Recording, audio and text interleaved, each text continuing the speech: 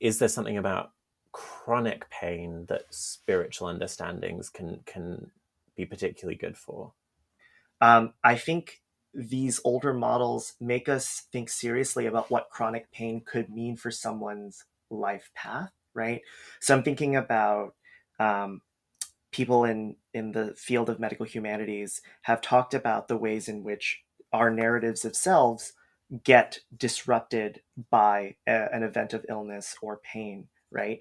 To take that seriously and not immediately want to remove it or eliminate it because there's some sort of better person behind that, I think has huge implications for the way we think about pain, especially for those who say to themselves, I can't be helped by medicine, or the cost of helping myself with medicine is a life I don't want to have. I've talked about myself where in the option for surgery, the possibility here is paralysis or even an incapability of feeling or loss of range of motion.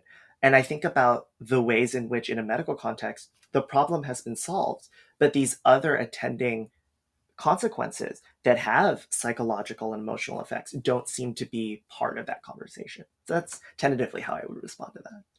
Yeah, and I mean, maybe to kind of well, I mean, yeah, those other negative consequences certainly seem important. And but to kind of like flip it to the more positive side, like, Mm-hmm. do you feel like, you know, your pain has been an important thing in your own life path, right? Like one that you are, that your life has taken the path that it has because of the pain.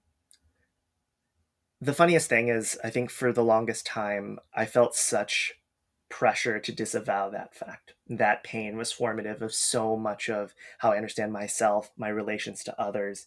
But the moment that I, one, found myself in the disability community where that was central to sort of defining yourself in terms of how a disability or a chronic illness has shaped your sense of self, that was huge for me. But also, it forced me to confront some of the realities where we live in a culture in which we're told to disavow pain, to obscure pain, to minimize it in order so that we can present ourselves as capable, pain free, and healthy, to return to a word that we've put a little pressure on. And um, so much of that is still happening in my work now. I feel like I'm doing this research and I'm doing this work poetically to confront my own internalized ableism, if I want to be honest, um, of feeling like I can't embrace the fact that pain is constitutive of who I am. And it's weird to even say that, but it's still work I'm doing in this current moment.